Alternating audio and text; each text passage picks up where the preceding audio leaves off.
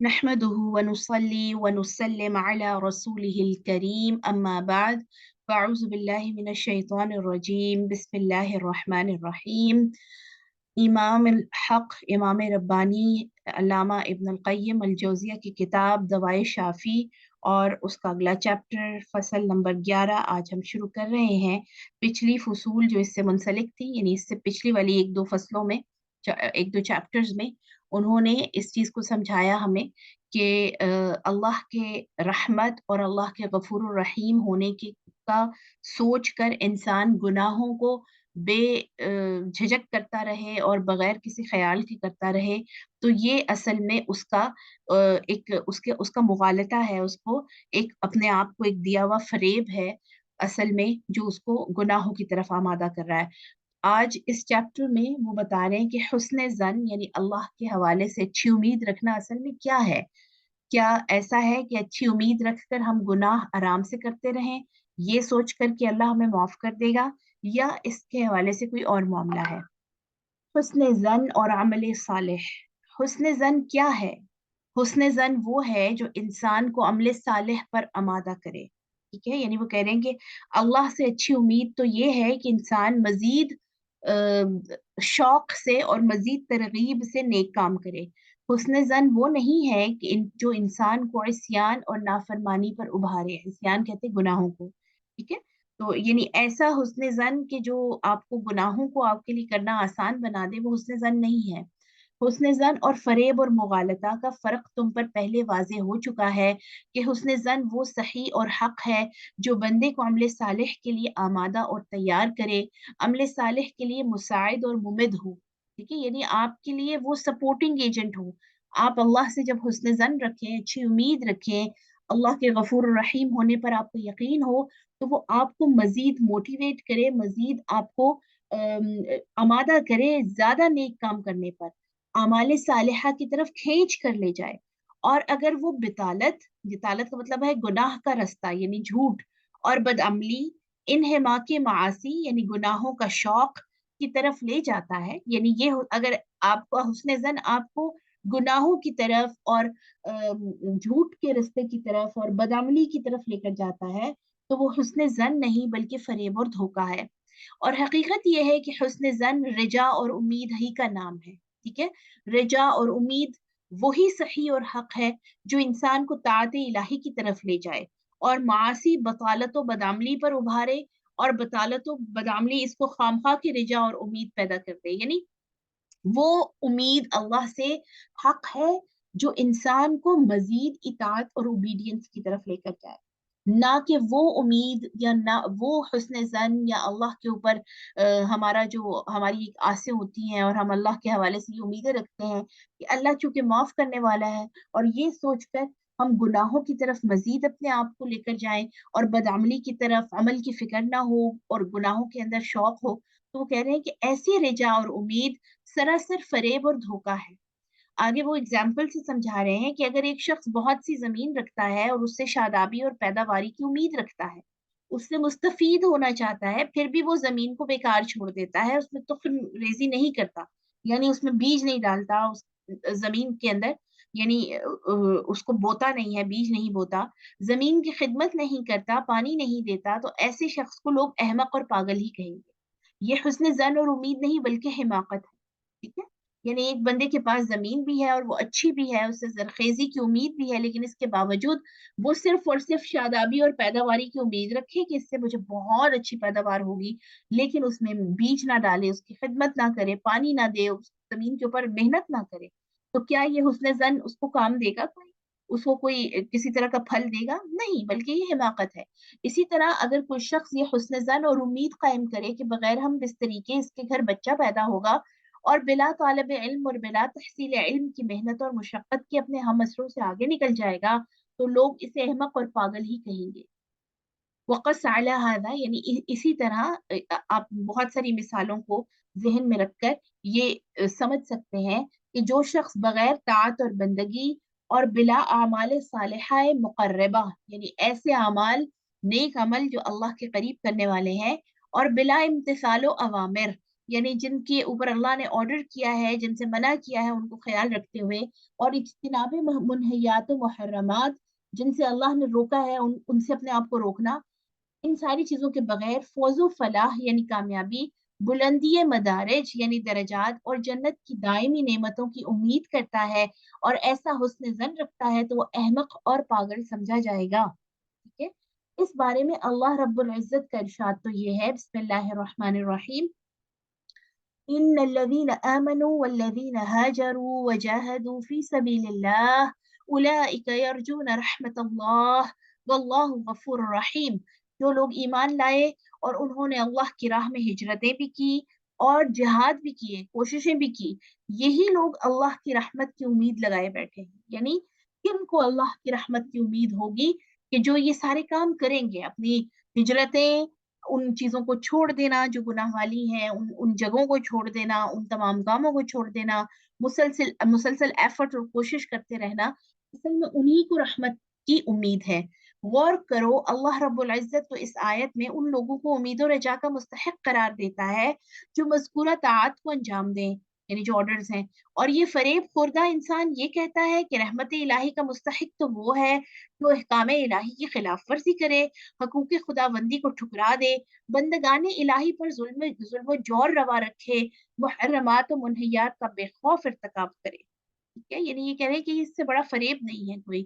مسئلے کا اصل راز یہ ہے کہ حسن زن اور امید و رجا اسی وقت ممکن ہے جبکہ ان اسباب و وسائل کو عمل میں لایا جائے جن کی حکمت الہی، شریعت الہیہ، اس کی تقدیر و قضا، اس کا ثواب و کرامت مقتضی ہے. ٹھیک ہے. یعنی امید اس وقت کام دے گی کہ جب باقی تمام جو پری ریکوزٹس ہیں، تمام اعمال انسان کر رہا ہے اور اللہ کے احکامات کو فالو کر رہا ہے. بندہ ان اسباب کو عمل میں لائے، اس کے بعد پروردگار عالم کے بارگاہ میں حسن زن رکھے اور اس کی جناب سے امیدیں وابستہ کرے. یہ امید قائم کرے کہ اللہ تعالیٰ ان اسباب و وسائل کو بیکار نہ کرتے. ٹھیک ہے. یعنی وہ پوری جو اللہ کی قربت حاصل کرنے کے لیے اور اللہ کی رضا حاصل کرنے کے لیے جو احکامات ہیں، جو آرڈرز ہیں، پہلے ان کو فالو کرے، پھر ان کے ذریعے سے امید رکھے کہ اللہ اب میری مغفرت کر دیں گے اور مجھ پر رحم کا معاملہ کریں گے. مطلوب و مقصود تک پہنچانے میں اسباب کو ممد گرانے. ٹھیک ہے. اسباب سے مراد یہ ہے کہ وہ تمام کام جو اللہ کے قرب تک اور اللہ کی رضا تک اور اللہ کو راضی کرنے تک لے کر جاتا. ٹھیک ہے. اور یہ ایسا کیوں کہہ رہے ہیں؟ اس لیے کیونکہ یہ بھی منع کیا گیا ہے کہ آپ اپنی نیکیوں پر فخر و غرور کریں اور یہ سمجھیں کہ میں نے تو چونکہ نیکیاں بہت کی ہوئی ہیں اور میں نیکیاں کرتا ہوں تو میں تو بالکل جنت کا مستحق ہوں. ٹھیک ہے. آپ کو یاد ہوگا کہ یہ کس نے کیا تھا کام؟ شیطان نے. ٹھیک ہے. وہ اللہ کا بڑا مقرب تھا، بہت ساری عبادات کیا کرتا تھا، اور اس کو یہی اسی چیز پر غرور تھا کہ میں تو عبادات کے ذریعے اللہ کا قرب حاصل کیے ہوئے. ٹھیک ہے. اور جس وقت اللہ تعالیٰ نے حکم دیا کہ آدم کو سجدہ کرنا ہے تو اس نے نہیں کیا، اور اس کو اپنے ان عبادات پر اور ان محنتوں پر یقین تھا کہ جو اس نے اللہ کو راضی کرنے کے لیے رکھی ہوئی تھی. اس کو لگتا تھا کہ میری ان عبادات کی وجہ سے اللہ مجھے میری اس نافرمانی کو چھوڑ دے گا. تو آپ دیکھیے ساری اس کی عبادات ایک طرف، اور جب اس نے ایک آرڈر نہیں مانا جو اللہ نے اس کو دیا تھا تو اس کو ملعون قرار دے دیا. ٹھیک ہے. اس میں بہت بڑا سبق ہے میرے اور آپ کے لیے. مطلوبہ مقصود تک پہنچانے میں اسباب کو ممد گرانے، اسباب کا رخ دوسری طرف نہ پھر دے کہ اسباب ساقط ہو جائیں. یعنی ایسا نہ ہو کہ کام کرے ہی نہ، کوئی عمل کرے ہی نہ، جن سے اللہ نے منع کیا ان سے نہ رکے، جس کا حکم دیا ہے وہ نہ کرے، اور صرف حسن زن رکھتا رہے، اسباب کی تاثیرات معطل و بیکار ہو کر رہ جائیں. ٹھیک ہے. یعنی ایسا نہ ہو کہ جو وہ کر رہا ہے پھر یعنی جو دوسری اگزامپل میں نے آپ کو دی کہ اگر وہ کوئی نیکی کا کام کرے اور اس کے اوپر اتنا زیادہ وہ ڈپینڈ کر رہا ہے، اللہ کی رحمت کو اس نے چھوڑ دیا ہے، تو بھی وہ ٹھیک نہیں ہے. اور دوسری طرف وہ بندہ ہے کہ جو کچھ کر ہی نہیں رہا. ٹھیک ہے. جو ہم میں سے بہت سارے لوگ اس کیٹیگری میں آتے ہیں کہ محنت نہیں کرنا چاہتے اللہ کے راستے میں. ہم جو عمل ہمیں کہے گئے کرنے کے لیے ہم ان کو بہت فور گرانٹیڈ لیتے ہیں، بہت یعنی سمجھتے ہیں کہ جب ٹائم ہوا، جب کبھی موقع ملا زندگی میں تو تب کر لیں. باقی تمام چیزیں ہم نے ٹاپ آف دا لسٹ، ہماری پرائرٹی لسٹ اگر نکالیں ہم ترجیحات کی، تو اس میں ساری دنیا کے کام ہے، اللہ کے کام آخر میں ہے. تو क्यों हम नहीं उनकी तरफ तवज्जो देते कि हम समझते हैं अल्लाह बड़ा रहमान रहीम है, अल्लाह को क्या जरूरत है मेरी इबादत की। अक्सर ये भी आपने अल्फाज सुने होंगे, अल्लाह को हमारी इबादत की क्या जरूरत है, उसके लिए तो फरिश्ते ही बहुत हैं इबादत करने वाले। भाई आपका आपको एक ऑर्डर दिया गया है, आपको वो करना ही करना है। आप फरिश्तों को छोड़िए, वो तो अपना काम कर रहे हैं, आपका क्या होगा? ठीक है, तो ये दोनों जो मामलात हैं इनको समझना जरूरी है। आगे वो मजीद समझा रहे हैं कि उम्मीद और रजा, यानी अल्लाह से जब हम उससे जन रखते हैं तो उसके लिए किन चीजों को अपने जहन में रखना चाहिए। तो ये अमर समझ लेना बहुत जरूरी है कि किसी चीज को उम्मीद और रजा के लिए तीन चीजें लाजिम और जरूरी है। नंबर वन, अव्वल ये कि उस चीज की मोहब्बत लाजमी है, ये कि उसके फौत होने का खौफ और अंदेशा होना चाहिए, ये कि उसके हुसूल की हत्तल इम्कान कोशिश की जाए। ठीक है, यानी अगर आप उम्मीद रख रहे हैं तो आपको सबसे पहले उस चीज की चाहत होनी चाहिए आपके दिल में, वो हासिल करने की, या उस चीज की मोहब्बत जो है वो जरूर होनी चाहिए। इसके बगैर तो आप उम्मीद आप किस चीज की रख रहे हैं? नंबर दो, उसके खो जाने का, फोत होने का मतलब खो जाने का खौफ और अंदेशा होना चाहिए कि अगर मैं, यानी ये काम ऐसा ना हो कि मेरे इस काम से वो चीज मुझसे दूर हो जाए, क्योंकि मोहब्बत है दिल में। ठीक है, और तीसरा ये कि फिर कोशिश की जाए, क्योंकि मोहब्बत है दिल में और क्योंकि हम उसको खो नहीं सकते, तो फिर उसके हासिल करने की हत्तल इम्कान कोशिश की जाए। जिस उम्मीद और रजा में ये तीन बातें ना हो वो उम्मीद और रजा नहीं है, बल्कि महज अमानी यानी खाली आरजू है और कुछ नहीं। और जाहिर है कि उम्मीद और रजा और चीज है और अमानी झूठी आरजू दूसरी चीज है। यानी उम्मीद और रजा जिसके अंदर होगी तो वो अल्लाह से मोहब्बत भी रखेगा। ठीक है, अल्लाह के नाराज होने से डरेगा भी, और अल्लाह को राजी करने के लिए, अल्लाह की रजामंदी के लिए हर काम करने की कोशिश करे। दूसरी तरफ सिर्फ अमानी, यानी अरबी में ये लफ्ज इस्तेमाल होता है, अमानी का मतलब है झूठी आरज़ू, यानी धोखा। ठीक है, जैसे मिसाल के तौर पर हम किसी से बहुत मोहब्बत का इजहार करें लेकिन उसकी जरूरत के अंदर हम सबसे पीछे हो जाएं कि हमसे तो भाई ये काम नहीं होता, तो ये क्या है? फिर वो मोहब्बत तो नहीं है ना, वो तो फिर अमानी यानी झूठी बातें हैं। हर साहिब उम्मीद और रजा अपनी मतलूब चीज के फौत होने से डरता है, उसके खो जाने से डरता है, और खाइफ खाइफ रहता है, यानी उसको खौफ होता है कि चीज उससे दूर ना हो जाए। एक मुसाफिर जब सफर का रास्ता तय करता है तो इसे मंजिल तक पहुंचने का खौफ रहता है, इसलिए वो अपनी रफ्तार तेज तर कर देता है। ठीक है, यानी आप देखिए कि जब सफर इंसान शुरू करता है तो उसको सारे रास्ते ये फियर होता है कि पता नहीं वो टाइम पे पहुंच भी पाएगा या नहीं।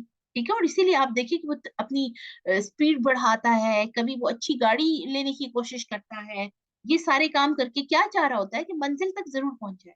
इस हवाले से जामे तिर्मिजी में सैयदना अबू हुरैरा बयान करते हैं कि रसूलुल्लाह सल्लल्लाहु अलैहि वसल्लम ने इरशाद फरमाया, जो शख्स मंजिल तक ना पहुंचने से डरता है वो पिछली रात ही से सफर शुरू कर देता है। ठीक है, यानी वो जो एग्जैक्ट टाइम होता है उससे पहले निकल पड़ता है, और जो पिछली रात से सफर शुरू करता है मंजिल तक पहुंच जाता है। ठीक है, आप देखिए जहां बहुत हमने जरूरी पहुंचना हो, कहीं इंटरव्यू हो, कहीं कोई हमारी अपॉइंटमेंट हो, तो हम अपनी घड़ियां जो है वो बहुत पहले सेट करते हैं, है ना। हम अपने अलार्म जो है बहुत पहले का लगाते हैं। आजकल जैसे हम सहरी के टाइम के लिए कितने अलार्म लगाए होते हैं ना, बहुत पहले से हम जागने की कोशिश करते हैं ताकि हम वो जो मतलूबा टाइम है तब तक हम अपने काम कर लें। तो जो ये, यानी जिसको मंजिल पर पहुंचना है वो ये सारे काम करेगा। आगाह रहो, अल्लाह ताला का दिया हुआ सामान बहुत कीमती है, और अल्लाह का दिया हुआ सामान जन्नत है। जन्नत को हासिल करने के लिए भी वक्त से पहले और मेहनत से सफर जरूरी है। ठीक है, और अल्लाह ताला ने जिस तरह आमाले सालिहा वालों के लिए उम्मीद और रजा जरूरी गर्दानी है, इसी तरह उनके लिए खौफ और डर भी जरूरी गर्दाना है। और ये खूब वाजे है कि खौफ और रजा वही मुफीद है जिसके साथ अमले सालेह मौजूद। ठीक है, यानी अल्लाह ताला की मोहब्बत हासिल करने के लिए और रजामंदी हासिल करने के लिए जब इंसान नेकी का कोई काम कर रहा होता है तो उसके अंदर दोनों इमोशंस होते हैं, उम्मीद भी होती है, साथ खौफ भी होता है कि कहीं मेरा ये अमल पता नहीं मकबूल भी है या नहीं, कहीं अल्लाह ताला को मेरा ये काम पसंद ना आए, है ना। यानी आप देखिए कि हम अपने रोजे के आखिर में जब इफ्तार करने लगते हैं तो क्या दुआ करते हैं कि अल्लाह हमारे इस रोजे को कबूल फरमा ले। ऐसा ना हो कि सारा दिन सिर्फ भूख और प्यास लिखी जाए और हमें इसका कोई अजर ना मिले, है ना। यानी फिर तो आपका वो सारा टाइम जो है वो वेस्ट हो गया।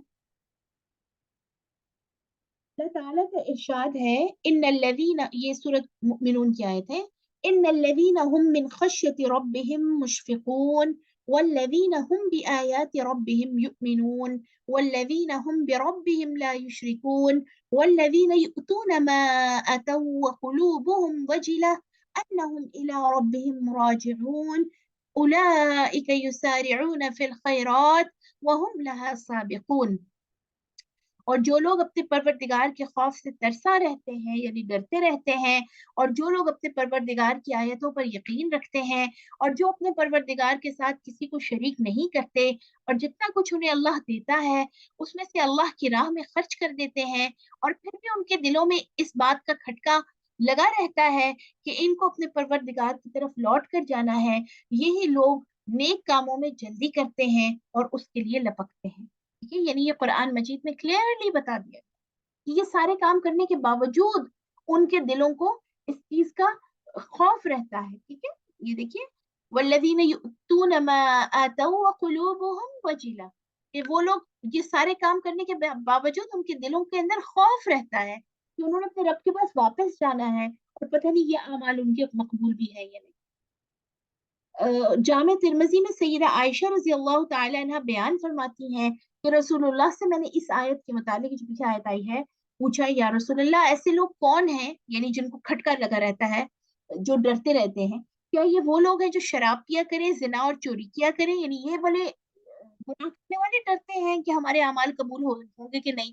آپ نے جواب دیا اے صدیق کی بیٹی، نہیں، ایسے لوگ نہیں، بلکہ وہ لوگ جو روزے رکھتے ہیں، نماز پڑھتے ہیں، صدقہ دیتے ہیں، اور پھر ڈرتے ہیں کہ کہیں ان کے اعمال مقبول نہ ہو یعنی رد نہ کر دیے جائیں، یہی لوگ ہیں وہ جو خیر و بھلائی میں جلدی کیا کرتے ہیں. ٹھیک ہے، یعنی جن کو شوق سے جو نیکی کرتے ہیں اور جو بار بار نیکی کو رپیٹ کرتے ہیں. نیز سیدنا ابو ہریرہ سے بھی یہ روایت مروی ہے. آیت مذکورہ جو اوپر ہم پڑھ کے آئے ہیں، اللہ اہل سعادت کی توصیف و تعریف فرماتا ہے تو ان کے احسان و نیکی اور خوف و الہی کا ذکر فرماتا ہے، اور شقی اور بدبخت لوگوں کا ذکر فرماتا ہے تو ان کے گناہ اور ان کی بے خوفی کا ذکر کرتا ہے. ٹھیک ہے، یعنی اہل سعادت سے مراد یعنی خوش نصیب وہ لوگ ہیں کہ جو اپنی نیکیاں کرنے کے باوجود خوف الہی رکھتے ہیں. ٹھیک ہے، ایمان کا جو فارمولا ہے وہ امید پلس خوف از اکول ٹو ایمان. ٹھیک ہے، یعنی امید اللہ سے رحمت کی اور اللہ کے رحمان رحیم ہونے کی، غفور الرحیم ہونے کی، پلس اس کے اندر خوف الہی، یہ دونوں چیزیں ملتی ہیں تو ایمان مکمل ہوتا ہے. صحابہ کے آنسو، اگر کوئی صاحب بصیرت صحابہ کرام کے حالات پر غور کرے تو اسے معلوم ہوگا صحابہ کرام کس درجہ اعمال صالحہ سے مزین تھے، پھر بھی وہ کس درجہ اللہ سے ڈرتے تھے. ٹھیک ہے، یعنی یہ اب ایگزامپلس ہمیں صحابہ کی زندگی سے اس پورے حصے میں ملیں گی کہ کتنے یعنی اعمال کو شوق سے کرنے والے اور اللہ کے نبی کے قریب رہنے والے، ایمان سب سے پہلے لانے والے، اس کے باوجود یعنی اتنی نیکیوں کے باوجود وہ اللہ سے کتنا ڈرتے تھے. اور ہم ہیں کہ باوجود انتہا درجے کی تقصیر و کوتاہی کے کس قدر بے خوف اور نڈر بنے ہوئے ہیں. دیکھیے ہماری بات ہو رہی ہے نا کہ اعمال بھی کم ہے اور بے خوفی کا یہ عالم ہے کہ ہمیں، آپ دیکھیے، زلزلوں سے خوف ہے، موت سے خوف ہے، پریشانیوں سے خوف ہے، صرف اللہ کا خوف نہیں. یہ ہماری کس قدر غلط فہمی ہے. سیدنا ابوبکر صدیق رضی اللہ عنہ کے حالات پڑھو، آپ رضی اللہ اکثر اپنی زبان پکڑ کر کہتے تھے اس نے مجھے ہلاکت کے مواقع میں ڈالا ہے، یہ کہہ کر حد سے زیادہ روتے اور فرماتے خوب رویا کرو، اگر نہ رو سکو تو کم از کم رونی شکل تو بناؤ. ٹھیک ہے، یعنی وہ اتنا روتے تھے اپنی زبان کو پکڑ کر کہ میں نے پتہ نہیں اس سے کوئی ایسی بات نہ کہہ دی ہو کہ جس کی وجہ سے میں ہلاکت میں نہ چلا جاؤں. جب آپ رضی اللہ نماز کے لیے کھڑے ہوتے تو خوف الہی ایسا طاری ہو جاتا کہ لکڑی کی طرح کھڑے ہو جاتے، ذرا بھر جنبش نہیں ہونے پاتی. ایک مرتبہ ایک پرندہ آپ کے سامنے لایا گیا، آپ نے ہاتھ میں پکڑا اور الٹ پلٹ کر دیکھنے لگے اور فرمانے لگے اس وقت تک کوئی جانور شکار نہیں بنتا اور کوئی درخت کاٹا نہیں جاتا جب تک کہ وہ تسبیح الہی کو ترک نہ کر دے. اس میں بہنوں ہمارے لیے بہت بڑا سبق ہے. یعنی تب تک تکلیف اور مصیبت کا ہم شکار نہیں بنتے جب تک ہم تسبیح الہی کو ترک نہ کرتے. یعنی جب ہم کب مصیبتوں کے گھیرے میں آتے ہیں، کب دنیاوی اذیتوں کا شکار ہوتے ہیں، جب اللہ کی تسبیح کو ہم وقت نہیں دے رہے ہوتے. अल्लाह की का जिक्र नहीं कर रहे होते हम।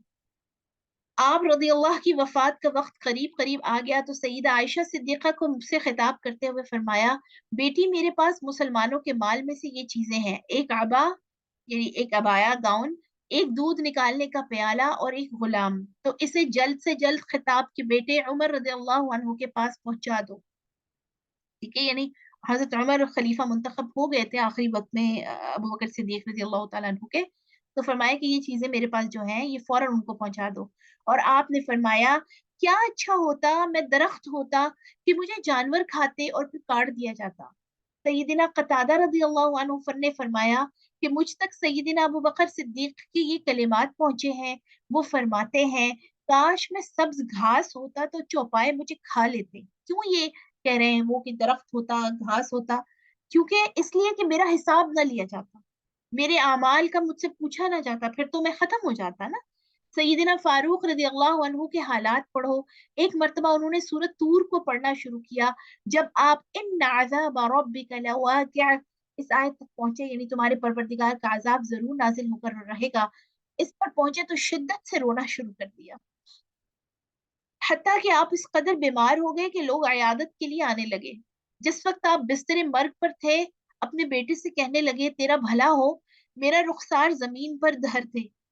यानी मुझे अपनी उन्होंने गोद में रखा हुआ था ना, तो कहा कि मुझे जमीन पर मुझे रख दो, मेरा जो रुखसार है यानी मेरे जो ये चीक्स है वो जमीन पर लगे, मेरे गाल, शायद अल्लाह मुझ पर रहम फरमाए।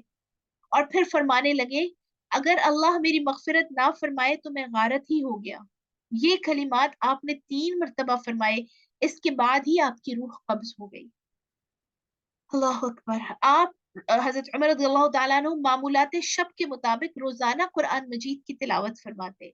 जब वईद की आयतें आ जाती तो इस कदर रोते कि हिचकी बन जाती। हालांकि उमर रज़ियल्लाहु ताला अन्हु के अमाल देखिए और उनकी मेहनतें देखिए और इस्लाम में उनका हिस्सा देखिए, इसके बावजूद उनके हालात हैं। और दिनों तक घर में पड़े रहते कि लोग बीमार समझकर अयादत के लिए दौड़े आते। खौफ इलाही से आप इस कदर रोया करते थे कि आंसू बहने की वजह से रुखसारों पर 2 स्याह खत से पड़ गए थे, यानी निशान पड़ गए। मौत से कुछ पहले सैयदना इब्न अब्बास ने आप रज़ियल्लाहु अन्हु यानी उमर रज़ियल्लाहु अन्हु से कहा, अमीरुल मोमिनीन, आपके जरिए अल्लाह ताला ने मुल्की फतूहात अता फरमाई, बड़े बड़े शहर आबाद किए और ये किया वो किया, तमाम चीजें गिनवाई ना। यानी आप इतने खौफ की हालत में थे हजरत उमर रज़ियल्लाहु ताला अन्हु, जो पीछे हम पढ़ के आए हैं। तो हजरत सईद अब्दुल्ला बिन अब्बास जो है उनको रिलैक्स करने के लिए उनकी नेकियां गिनवाना उन्होंने शुरू की। तो आपने फरमाया, मैं चाहता हूं कि मेरी निजात हो जाए, ना मुझे अजर मिले ना बारे गुनाह मुझ पर लादा जाए। यानी मैं सिर्फ इन तमाम चीजों के बदले में चाहता हूँ कि अल्लाह मुझे जहन्नुम से बचा ले बस। बेशक मुझे बहुत सवाब ना मिले, लेकिन मुझे गुनाह भी मुझ मेरे पर कोई ना हो। सुभान अल्लाह, ईमान देखिए। सैयदना उस्मान बिन अफ्फान को देखो, जब वो किसी कब्र पर पहुंचते तो इतना रोते कि आपकी दाढ़ी तर हो जाती और कहते कि अगर मुझे जन्नत और दोजख के माबैन इख्तियार का हुक्म दिया जाता तो इससे कबल ही कि मैं अपने मुतालिक ये समझ सकूं कि किस सूरत को पसंद ज्यादा बर्दाश्त कर सकता हूँ, राख हो जाने को पसंद करूंगा। यानी मुझे अगर ये इख्तियार दिया जाए कि अपने लिए जन्नत या दोजख में से किसी एक को चूज करो, तो मैं इन दोनों में से ये अपने लिए पसंद करूंगा कि मैं राख हो जाऊं, यानी मैं रहूं ही ना। सैयदना अली रजी अल्लाह अन्हु के हालात पढ़ो। वो हमा वक्त रोते रहते और खौफ इलाही से निढाल हो जाते। खसूसन 2 बातों से इनका खौफ हद से ज्यादा मुतजाविज हो जाता था। यानी 2 बातों से वो कहते हैं कि यानी खौफ में रहो, डरो, तूले अमल यानी दुनिया की जिंदगी की बड़ी बड़ी उम्मीदें, और नंबर 2 ख्वाहिशात की पैरवी। फरमाया करते तूले अमल यानी लंबी उम्मीदें आखिरत से गाफिल कर देती हैं और ख्वाहिशात की पैरवी हक से रोक देती है। और फरमाया करते दुनिया पीठ देकर भाग रही है और आखिरत निहायत तेजी से करीब आ रही है, और लोग इन दोनों के बाल बच्चे हैं, दुनिया के भी और आखिरत के भी। यानी आप देखिए इस चीज को अंडरस्टैंड करें तो हर गुजरता दिन हमारी जिंदगी के जो अयाम है उनमें से कम हो रहा है ना, एक एक दिन कम होता जा रहा है। हर गुजरता लम्हा हमारे दिए हुए वक्त में से कम होता जा रहा है। तो दुनिया पीठ देकर भाग रही है, यानी दुनिया हमसे आगे आगे भाग रही है, हम उसके पीछे पीछे हैं। और दूसरी तरफ आखिरत भी हमारे पीछे लपक रही है, मौत हमारे पीछे है, दुनिया आगे है ना। जो हम दुनिया के पीछे भाग रहे हैं और मौत हमारे पीछे भाग रही है। तुम आखिरत वाले बनो, दुनिया वाले नहीं। आज अमल का दिन है, हिसाब का नहीं। हिसाब कल होगा, कल अमल नहीं होगा। ये यानी हिसाब किताब में ना पढ़ोगे मैंने इतने काम कर लिए, इतने मैं नेकियां कर ली, मैं इतने अच्छे काम करता हूँ। वो कहते हैं ये हिसाब तो कल होगा, तब पता चलेगा कि हमारे अमाल कबूल भी हुए हैं कि नहीं। आज अमल का दिन है। ये दुनिया में जो हमें टाइम मिला है, ये अमल के लिए मिला है। हिसाब तो आखिरत में होगा, और आखिरत में फिर अमल नहीं कर सकेगा इंसान। सैयदना अबू दरदा रज़ी अल्लाह अन्हु के हालात पढ़ो, फरमाते थे कयामत के दिन सबसे ज्यादा मुझे इस अमर का खौफ है कि मुझसे बाज पुरस होगी कि तुमने जो कुछ इल्म सीखा था उस पर तुमने किस कदर अमल किया। और कहा करते थे कि मरने के बाद जो कुछ पेश आने वाला है अगर तुम्हें मालूम हो जाए तो तुम शौक से खाना पीना छोड़ दो और घरों में ना रहो, बल्कि घरों से निकलकर पहाड़ों की तरफ भागो, मातम करो और रोते ही रहो। एक काश कि मैं दरख्त होता, काटा जाता, खा लिया जाता। सैयदना अब्दुल्ला बिन अब्बास रजी अल्लाह अन्हु के हालात पढ़ो, आंसू की कसरत की वजह से उनकी आंखों के नीचे स्याह निशान पड़ गए थे। सैयदना अबू जर रजी अल्लाह अन्हु अक्सर फरमाया करते थे काश मैं दरख्त होता, लोग मुझे काट लेते, काश मैं पैदा ही ना हुआ होता। उनकी खिदमत में जब कुछ नान नफका पेश किया जाता तो जवाब देते हमारी बकरियां हमारे पास हैं, हम उन्हें दूध धोकर पी लिया करते हैं। गधे हैं जो सवारी की जरूरत हो तो उन पर सवारी कर लिया करते हैं। आजाद करदा गुलाम है जो हमारी खिदमत कर लिया करते हैं। स्याह कंबल है जिसे ओढ़ लिया करते हैं। मुझे तो इन्हीं चीजों के हिसाबो किताब का खौफ खाया जाता है, और लेकर क्या करूंगा। अल्लाह ताला हमें इन पर अमल करने की तौफीक अता फरमाए कि हम देखिए कि हमारे जहन में सिर्फ सामान्य दुनिया, दुनिया की उम्मीदें, इनके अलावा कुछ भी नहीं है। हमारी ख्वाहिशात सिर्फ दुनिया से मुताल्लिक है, हमारी दुआएं सिर्फ दुनिया से मुताल्लिक है। और सहाबा किराम जो इतने मुबारक लोग थे, और ऐसे लोग जो अल्लाह के यहाँ जिनके बारे में फरमाया गया कि अल्लाह इनसे राजी और ये अल्लाह से राजी, उनके हालात जिंदगी देखे। सईदना तमीम दारी रजी अल्लाह तआला अन्हु ने एक मर्तबा रात को सूरह जासिया पढ़ना शुरू किया, और जब वो इस आयत पर पहुंचे, अम हसिबल्लज़ीन इज्तरहु सय्यिआति अन नजअलहुम कल्लज़ीन आमनू व अमिलुस्सॉलिहात, जो लोग बदकिरदारियों के मुर्तकिब होते रहते हैं, यानी बुरे काम करते रहते हैं, क्या उन्होंने ये ख्याल कर रखा है कि हम उनको उन लोगों जैसा कर देंगे जो ईमान लाए और नेक अमल किए। तो बार बार यानी इस आयत को पढ़ते हुए बार बार इसको पढ़ते और रोते, हत्ता कि इसी हालत में सुबह हो गई। सईदना अबू उबैदा बिन अल जराह कहा करते थे काश मैं भेड़ होता, मेरे घर वाले मुझे ज़िबह करके मेरा गोश्त खा लेते और मेरा शोरबा पी जाते। इस बारे में आसार इस कदर मौजूद है, आसार से मुराद यानी एविडेंसेस, और दूसरा मानी यानी इतने सारे प्रूफ्स हैं और इतने सारे किस्से हैं, रिवायात हैं कि यहाँ पेश करना दुश्वार है। सही बुखारी हदीस की जो किताब है उसमें एक मुस्तकिल चैप्टर है, बाब है, जिसका नाम है बाबु खौफिल मुमिन अन युहबत अमलुहु वहुवा ला यशउर। मोमिन के खौफ का बयान कि कहीं उसके अमाल इस तरह जाया ना हो जाए कि वो समझ भी ना सके। ठीक है? ये इसके ऊपर उन्होंने पूरा चैप्टर लिखा है जिसमें वही अहादीस है सिर्फ।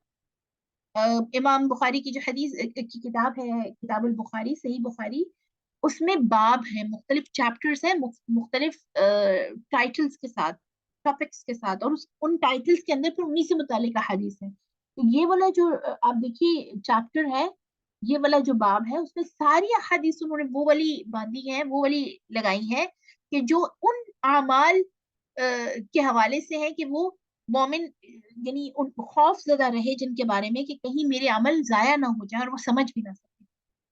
सैयदना इब्राहिम तमीमी फरमाते हैं जब कभी मैंने अपने कौलो अमल का जायजा लिया तो यही डर हुआ कि मैं झूठ तो नहीं बोल रहा। और ये आप देखिए ईमान की निशानी है कि इंसान अपने अमाल पर उम्मीद भी रखे और साथ साथ खौफ भी में भी रहे कि मेरा ये अमल कबूल हो रहा है या नहीं हो रहा। तो ये मैं और आप अपने दिल को इस तरह से परख सकते हैं कि क्या कोई नेक अमल करने के बाद मेरे दिल के अंदर ये वाला जज्बा पैदा होता है, ये वाला ख्याल पैदा होता है कि अल्लाह मेरे इस अमल को कबूल फरमा, पता नहीं कबूल होगा भी या नहीं, और साथ में उम्मीद भी हो कि मैंने बहुत अच्छे से किया है, अल्लाह इसको कबूल फरमाएगा।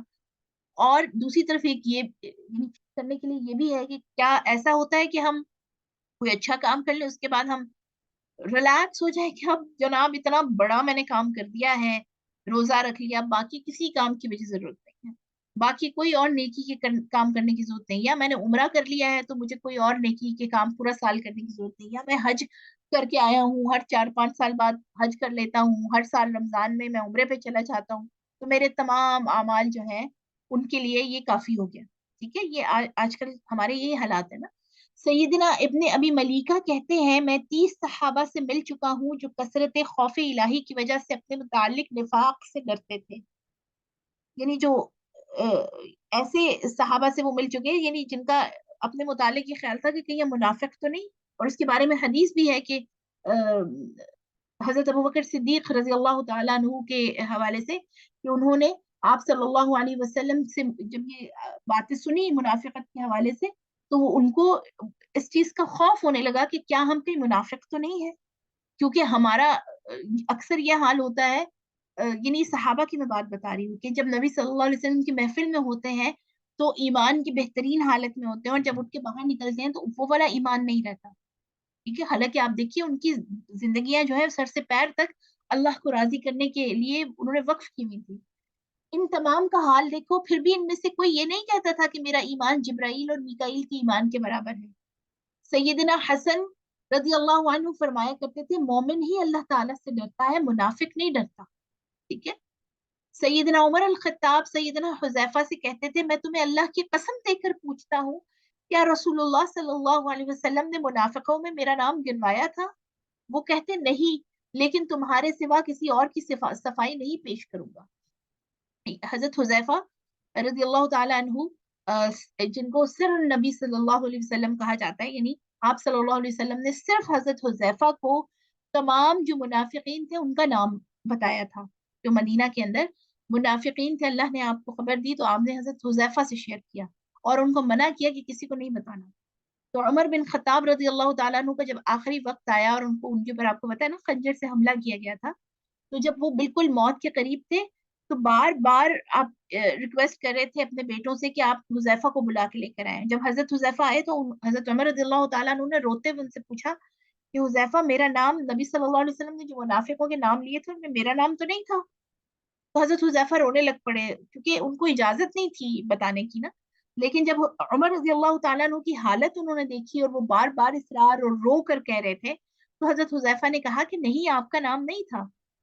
تو پھر بھی یہ روایات میں آتا ہے کہ عمر رضی اللہ تعالیٰ عنہ اس پر مطمئن نہیں ہوئے، انہوں نے اپنے بیٹے عبداللہ بن عمر کو بلایا اور کہا کہ تم دیکھنا کہ جب میں مر جاؤں تو حذیفہ میرے جنازے میں شریک ہے یا نہیں، اگر تو وہ شریک ہے تو اس کا مطلب ہے کہ تمہارا باپ منافقین میں نہیں تھا، اور اگر وہ میرے جنازے میں شریک نہیں ہوتے تو اس کا مطلب یہ ہے کہ میرا نام ان لوگوں میں شامل تھا جو منافق ہیں، تو اپنے باپ کے لیے رحم کی دعا کرنا اور میرے لیے پھر مغفرت کی دعائیں کرنا بیٹھ کے، ٹھیک ہے، یعنی اس قدر کیئر، اس قدر خوف، اس قدر ان کا اللہ کے حوالے سے احتیاط کا عالم، اور دوسری طرف ہم ہیں کہ ہمارے اعمال کہیں پر بھی یعنی ان صحابہ کرام سے تو ہمارا کسی بھی طرح سے کوئی کمپیریزن نہیں ہے، لیکن آپ دیکھیے کہ اولیاء اللہ جو نیک لوگ ہیں ان سے بھی کسی بھی طرح سے ہم اپنے آپ کو نہیں ملا سکتے، اس کے باوجود ہماری ریلیکسیشن کا عالم دیکھیں، ہم کتنے سکون اور کتنے اطمینان سے دنیا کے تمام کاموں کے اندر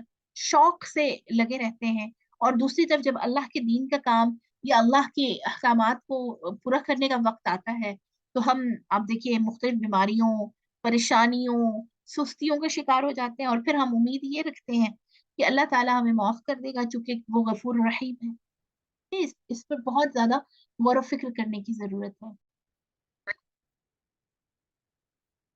اس روایت کے متعلق یعنی یہ جو حضرت عمر رضی اللہ تعالیٰ عنہ کے حوالے سے روایت ہم نے پڑھی، اس کے مطابق شیخ الاسلام ابن تیمیہ سے دریافت کیا گیا تو فرمانے لگے سیدنا حذیفہ کا یہ مقصد نہیں تھا، یعنی یہ جو بات انہوں نے کہی نا کہ لیکن تمہارے سوا کسی اور کی صفائی نہیں پیش کروں گا، تو انہوں نے شیخ الاسلام ابن تیمیہ نے بتایا کہ اس کا مقصد حضرت حذیفہ کے یہ کہنے کا مقصد نہیں تھا کہ سیدنا عمر کے علاوہ نفاق سے کسی اور کی برات نہیں پیش کروں گا، बल्कि ये मकसद था कि ये दरवाज़ा तुम्हारे सिवा मैं किसी और के लिए नहीं खोलूँगा, कि हर शख्स अपनी निस्बत दरियाफ़्त करता रहे और मैं उसकी सफाई कर दिया करूँ। ठीक है? क्योंकि नबी सल्लल्लाहु अलैहि वसल्लम ने उनको ये खुफ़िया तरीके से बताया था। तो उन्होंने फिर आपको ये शो किया, यानी आपको ये बताया कि मैंने ये सिर्फ़ आपकी हालत फ़िक्र देखते हुए आपको ये जवाब दिया है, बाकी मैं किसी को ये नहीं बताऊँगा कि वो मुनाफ़िकों में है या नहीं। इसी रिवायत के करीब-करीब रसूलुल्लाह की खिदमत में गुज़ारिश की कि मेरे हक़ में दुआ फ़रमाइए कि 70,000 आदमी जो बिला हिसाब व किताब जन्नत में दाखिल किए जाएँ, उनमें मेरा भी नाम हो। आप रज़ी अल्लाह तआला अन्हु ने फ़रमाया, उकाशा तुमसे सबकत कर गए। सल्लल्लाहु अलैहि वसल्लम ने फ़रमाया, यानी नबी सल्लल्लाहु अलैहि वसल्लम ने फ़रमाया, उकाशा तुमसे सबकत कर गए। इससे रसूलुल्लाह का ये मकसद नहीं है कि इसके हकदार सिर्फ़ उकाशा हैं। यानी आप सल्लल्लाहु अलैहि वसल्लम ने जब ये हदीस बयान की कि 70,000 लोग जो हैं कयामत के दिन बगैर हिसाब और किताब के जन्नत में दाखिल किए जाएँगे, और उनके हवाले से कुछ वो डिटेल इंशाल्लाह हदीस आपसे शेयर कर देंगे कि वो लोग जो अल्लाह के साथ दूसरों को शरीक नहीं ठहराते और जो बुरे गुमान नहीं करते, इसी तरह जो ये जो जादू टोने इन पर यकीन नहीं करते, तो ऐसे लोग बगैर हिसाब किताब के जन्नत में दाखिल हो जाएँगे। तो हज़रत उकाशा ने जैसे ही सुना, तो तमाम सहाबा बैठे हुए थे ना, तो हज़रत उकाशा ने जैसे ही सुना तो उन्होंने कहा, या रसूल अल्लाह, आप दुआ कीजिए कि उन 70,000 आदमियों में मैं भी शामिल हो जाऊँ। आप सल्लल्लाहु अलैहि वसल्लम ने उनके लिए यानी दुआ की, आपने फरमाया कि मैं दुआ करता हूँ कि तुम उन 70,000 लोगों में शामिल हो। तो जब ये हज़रत उकाशा की बात खत्म हो गई, तो उसके बाद बहुत सारे सहाबा किराम जो हैं, वो आप सल्लल्लाहु अलैहि वसल्लम को कहने लगे कि हमारे लिए भी दुआ करें, हमारे लिए भी दुआ करें। तो आप सल्लल्लाहु अलैहि वसल्लम ने फरमाया कि उकाशा तुमसे सबकत कर गए, यानी सबसे पहले उकाशा ने बोला है, तो यानी तुम सबसे आगे निकल गए। तो इससे रसूलुल्लाह की ये मकसद नहीं था कि इसके हकदार सिर्फ़ उकाशा हैं, यानी ये जो 70,000 लोग हैं, उनमें सिर्फ़ उकाशा ही शामिल हुए। बल्कि ये मकसद है कि अगर इसके लिए दुआ की जाएगी तो यके बाद दीगरे बहुत से लोग खड़े हो जाएँगे और कहेंगे हमारे लिए भी दुआ फरमाइए। और जब ये दरवाज़ा खुल जाता है, तो हो सकता है ऐसे लोग भी खड़े हो जाएँ जो उसके मुस्तहिक ना हो और कहने लगे कि हमारे लिए भी दुआ फरमाइए, इसलिए यहाँ इस सिलसिले को रोक देना ही औला और बेहतर था। ठीक है? वो हज़रत उमर रज़ियल्लाहु तआला अन्हु की बात के बाद जो हज़रत हुज़ैफ़ा का जवाब था, उस हवाले से इमाम इब्न तैमिया की जो थोड़ी-सी इसके हवाले से एक्सप्लेनेशन थी, वो बताई। वल्लाहु अअलम, अल्लाह खूब जानता है।